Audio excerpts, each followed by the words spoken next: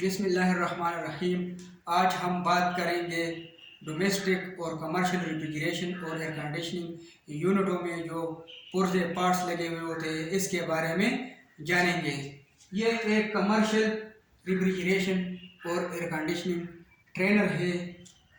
इस साइकिल में 4 main parts लगे हुए होते हैं: कंप्रेसर, कंडेंसर, रेफ्रिजरेशन कंट्रोल और इवापोरेटर। ये 4 मेन पार्ट में से अगर एक भी पार्ट्स खराब हो गया तो पूरा साइकिल काम करना छोड़ देगा।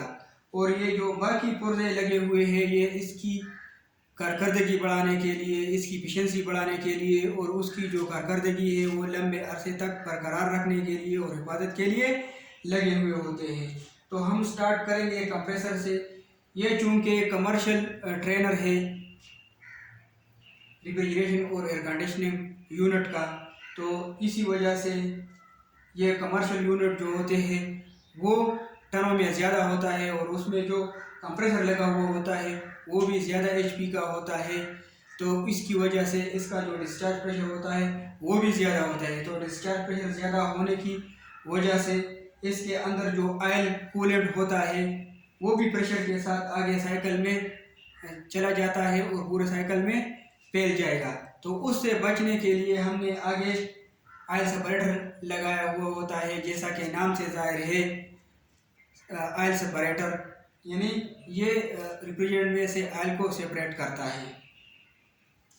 ऑयल भारी होने की वजह से नीचे बैठ जाता है और वेपर रेफ्रिजरेंट हल्का होने की वजह से इस लाइन के थ्रू आगे कंडेंसर में चला जाता है और ये जो ऑयल है, कूलेंट है, ये इस लाइन के थ्रू कंप्रेसर दोबारा सक कर देता है और कंप्रेसर के अंदर कूलेंट और ऑयल जो है उसका लेवल बरकरार रहता है और इसी वजह से ये जल जाने से और ख़राब होने से बच रह जाता है।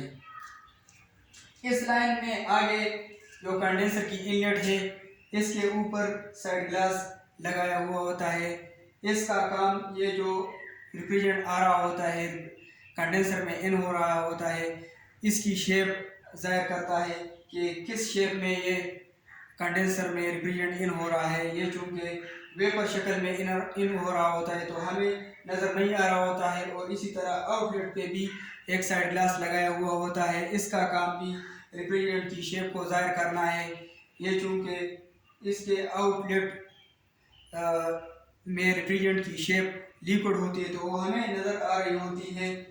इसके आगे लिक्विड रिसीवर लगा हुआ होता है, जैसा कि नाम से जाहिर है ये लिक्विड को रिसीव करता है और रिसीवर जमा होने के बाद इसी लाइन के थ्रू आगे फिल्टर ड्रायर में आता है। जैसा कि नाम से जाहिर है फिल्टर मीन फिल्ट्रेशन और ड्रायर का काम रेफ्रिजरेंट में से नमी को जज़ब करना, यानी रेफ्रिजरेंट को नमी से पाक करना। इसमें सिलिका जेल होती है और वो सिलिका जेल रेफ्रिजरेंट में से नमी को जज़ब करने की सलाहियत होती है। इस रेफ्रिजरेंट में, इस साइकिल में नमी किधर से आता है? जब हम इस साइकिल में रेफ्रिजरेंट को चार्ज करते हैं तो रेफ्रिजरेंट चार्ज करने से पहले इस साइकिल की वैक्यूम करते हैं, इसमें खला पैदा करते हैं। ये जो कुदरती एटमॉस्फेरिक प्रेशर है ये उससे निकालते हैं। अगर थोड़ी हवा इस साइकिल के अंदर रह जाती है तो हवा में नमी होती है और वो नमी जब रेफ्रिजरेंट के साथ कंडेंसर में आता है तो कंडेंसर में कंडेंसेशन की वजह से कंडेंस होकर वेपर से लिक्विड शक्ल इख्तियार कर लेता है रेफ्रिजरेंट। तो उसके साथ ये जो हवा में नमी होती है वो भी कंडेंस होकर लिक्विड शक्ल इख्तियार कर लेती है। जब वो रेफ्रिजरेंट के साथ इधर रेफ्रिजरेंट कंट्रोल में से होता हुआ ऑपरेटर में जाएगा तो ये रेफ्रिजरेंट कंट्रोल में और ठंडा होकर कंडेंस होकर जम जाएगा और ये सिस्टम ब्लॉक कर देगा। तो उससे बचने के लिए वो नमी रेफ्रिजरेंट में से इधर हम सिलिका जेल के थ्रू जज़ब कर देते हैं। और दूसरा इसका नाम फिल्टर भी है, ये फिल्ट्रेशन का काम भी करता है क्योंकि इस साइकिल में कंप्रेसर लगा हुआ होता है और कंप्रेसर में स्टेटर और रूटर लगा हुआ होता है। स्टेटर के ऊपर वाइंडिंग हुई होती है और वाइंडिंग हम डोरी के ज़रिए से बांधा हुआ होता है। जब ये कंप्रेसर चलता है तो हाई प्रेशर की वजह से ये जो डोरी है इससे तारें कट जाती है और इसमें जो ऑयल कूलेंट होता है इसमें भी कचरा हो सकता है। तो वो रेफ्रिजरेंट के साथ आगे जाता हुआ जब रेफ्रिजरेंट कंट्रोल में आता है तो इसकी सुराख तंग होने की वजह से वो इसमें फंस सकता है और इसकी वजह से भी ये सिस्टम ब्लॉक हो सकता है। तो उससे बचने के लिए हमने ये इधर लगाया हुआ होता है। इसके आउटलेट पे ये साइड ग्लास लगा हुआ है। इसकी ज़रिए से हमें रेफ्रिजरेंट की फ्लो नज़र आ रहा है कि रेफ्रिजरेंट की फ्लो हो रही है या नहीं हो रही है। इसके आगे फ्लोमीटर भी लगा हुआ होता है, इस साइकिल में नहीं है लेकिन फ्लोमीटर भी लगा हुआ होता है। वो फ्लो बताता है कि कितनी ml फ्लो इसमें से इस वक्त गुजर रही है। आगे ये हीट एक्सचेंजर लगा हुआ होता है, जैसे कि नाम से ज़ाहिर है हीट एक्सचेंजर, ये सिर्फ हीट को एक्सचेंज करता है। ये जो लिक्विड लाइन आगे जा रही है इवापोरेटर की तरफ और ये जो इवापोरेटर से लाइन आ रही है वापस कंप्रेसर की तरफ, इसको इधर जोड़ दिया हुआ होता है। वो इस मकसद के लिए जोड़ दिया हुआ होता है क्योंकि कंप्रेसर की तरफ जो लाइन आ रही है उसका प्रेशर और टेम्परेचर हमें ज़्यादा चाहिए और जो इवापोरेटर की तरफ लिक्विड लाइन जा रही है उसका प्रेशर और टेम्परेचर हमें कम चाहिए।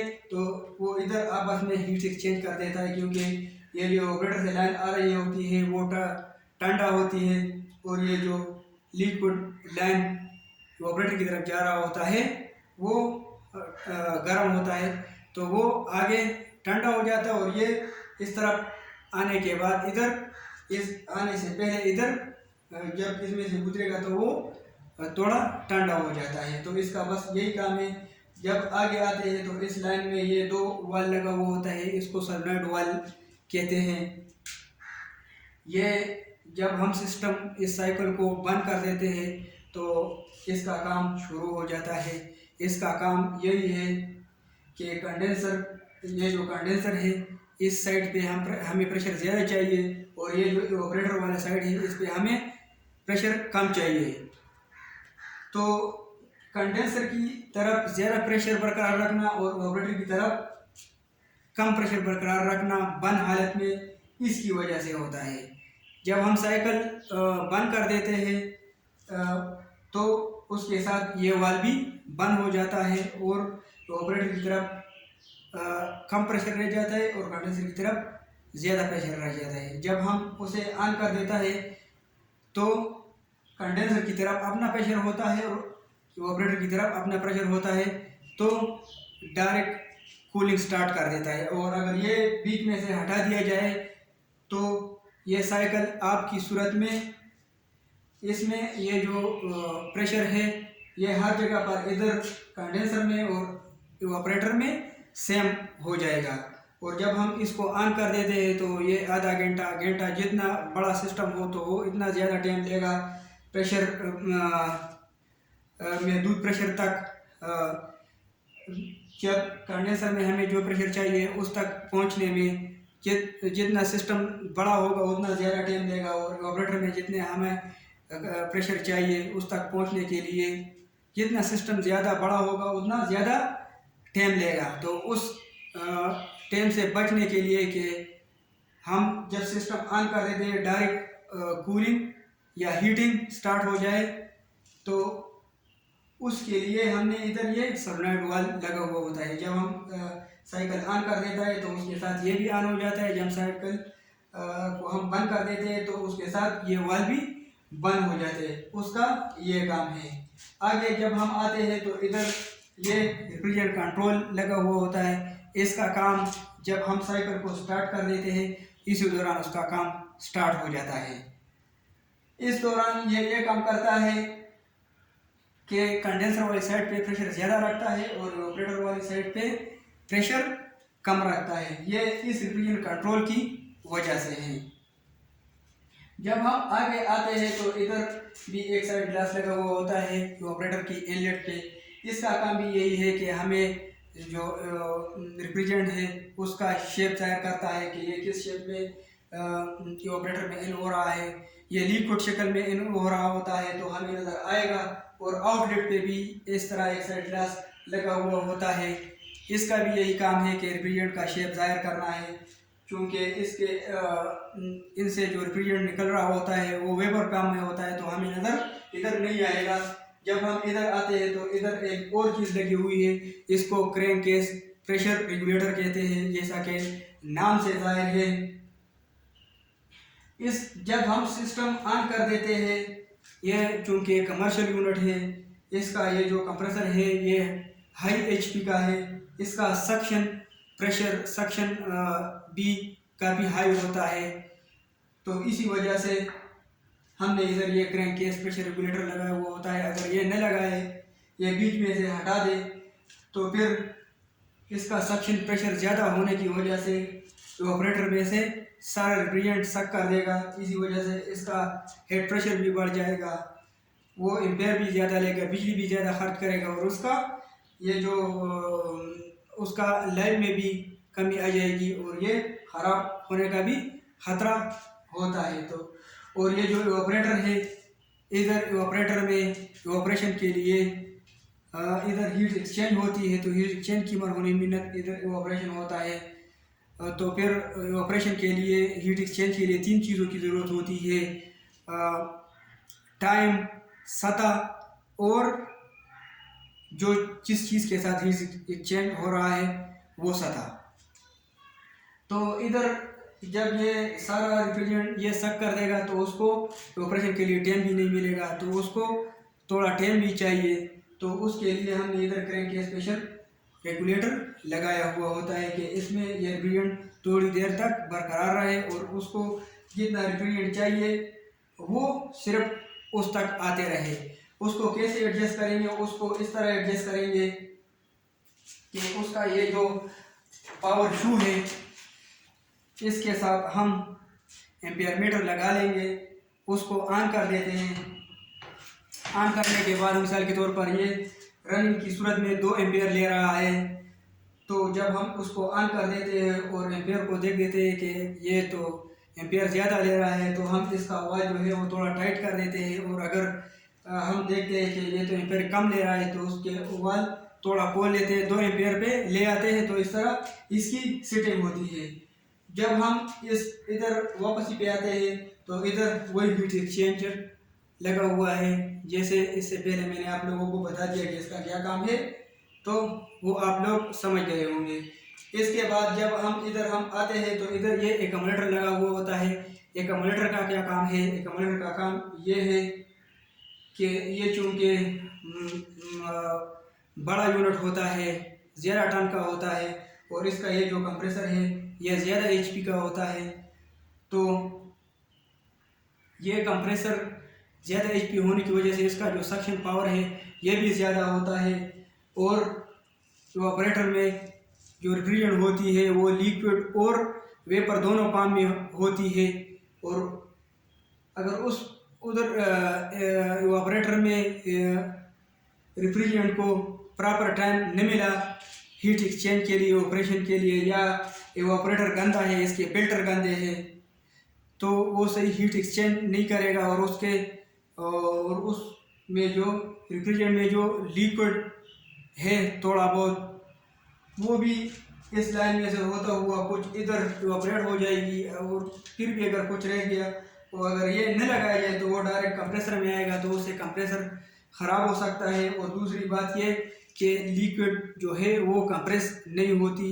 आप एक पानी का एक बर्तन ले लें और उसके ऊपर कोई चीज़ रख दें और उसके ऊपर प्रेशर डाल दें, तो वो कंप्रेस नहीं होगा।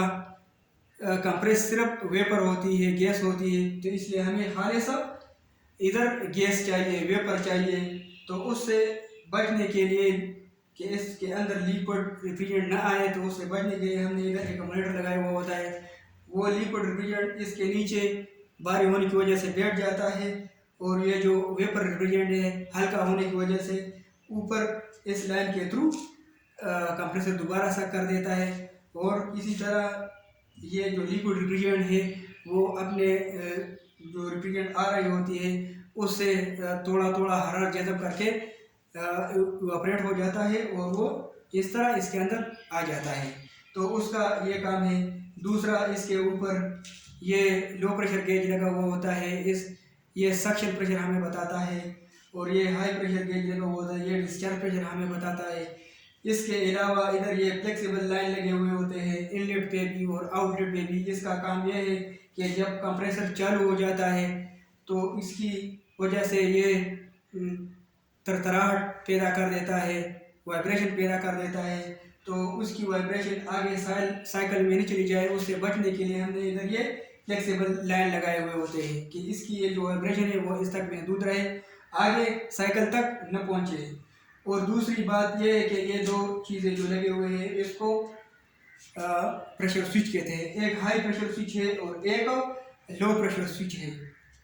हाई प्रेशर स्विच का काम यह है कि हमने इधर इसको सेट किया हुआ होता है, हर रेफ्रिजरेंट का एक ख़ास प्रेशर और ख़ास प्रेशर होता है, इसी हिसाब से हमने सक्शन प्रेशर भी सेट किया हुआ होता है और डिस्चार्ज प्रेशर सेट किया हुआ होता है। जब डिस्चार्ज प्रेशर हेड प्रेशर ज़्यादा हो जाता है, जिस प्रेशर पे हमने सेट किया उससे ज़्यादा हो जाता है तो वो कंप्रेसर को बंद कर देता है, और जब प्रेशर मतलूबा प्रेशर से कम हो जाते हैं तो फिर भी ये कंप्रेसर को बंद कर देता है। इसकी क्या वजह हो सकती है ये हम आगे बताएंगे, क्योंकि ये वीडियो फिर लंबी हो जाएगी। ये नेक्स्ट वीडियो में आपको बताएंगे इंशाल्लाह।